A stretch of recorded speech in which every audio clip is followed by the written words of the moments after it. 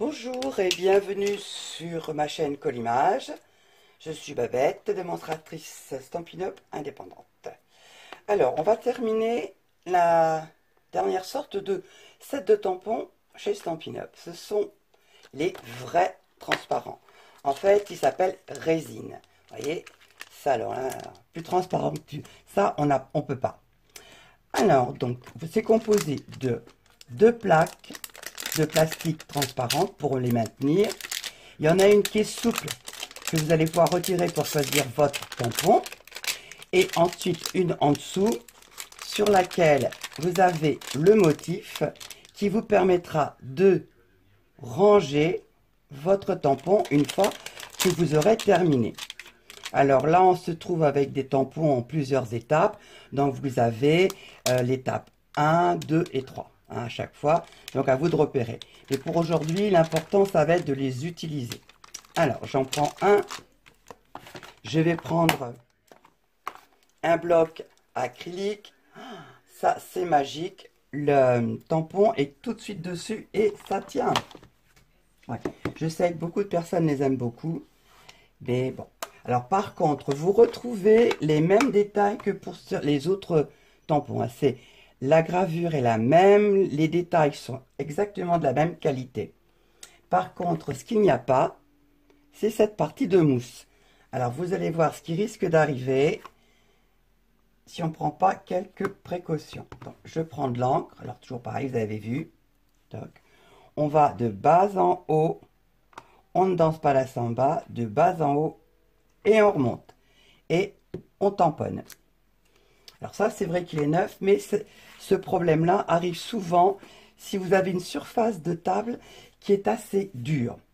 Le moyen de pallier à ce souci, c'est de prendre le Stampin' Pierce, qui vous sert vraiment pour beaucoup de choses, et entre autres pour avoir une belle qualité d'impression. Donc je prends un papier cartonné, je remets de l'encre, je descends tout droit, je remonte, et là j'applique le tampon et vous avez une impression qui est excellente par rapport à celle-ci. C'est plus du tout pareil. Donc voilà, la précaution à prendre, c'est vraiment d'avoir un dessous pour travailler qui soit souple. Alors soit vous avez ça, soit vous avez aussi le tapis de silicone qui permet de coller à chaud tout ce que vous voudrez et qui enlève tout, qui permet aussi de travailler la pâte à embosser. Ou alors vous mettez des feuilles de sopalin ou d'autres marques. Je ne suis pas raciste là-dessus. Maintenant, comme tous les tampons, à un moment donné, il va falloir les nettoyer. Alors, j'avais vu chez une collègue anglaise un système qui m'avait bien plu. Et celui-là est déjà bien usagé. Je prends une microfibre que j'ai coupé en 4, ça coûte pas grand chose, et je enlève le plus gros de l'encre qui est sur mon tampon. Ensuite je prends, alors cet outil miraculeux qui est le scrub. Pourquoi c'est miraculeux? Parce que ici et ici vous avez la toile avec des petits picots. Alors, bon, vous avez dû comprendre déjà que je suis un peu paresseuse et que je suis un peu bigleuse. Donc, pour repérer, alors ici, dans les petits coins, vous avez des gouttes, ici, vous avez du soleil. Donc, il y en a un où on va mouiller, l'autre pour essuyer. Mais bon, je suis toujours en balade, toujours aller très vite. Donc, je me suis mise un pense pas bête, une petite étiquette du côté où je vais mouiller. Alors, je prends le produit. Quelques pchit-pchit. Hop. Ensuite, je passe mon tampon là-dessus. Comme il y a des petits poils, ça va nettoyer tout. Voilà.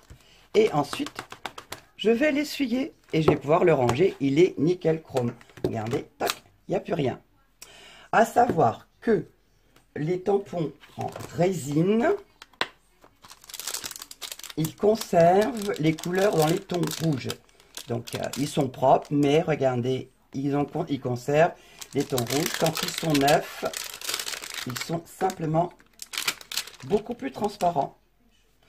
Mais bon, ça n'empêche aucunement la qualité de votre travail, ni la qualité du tamponnage.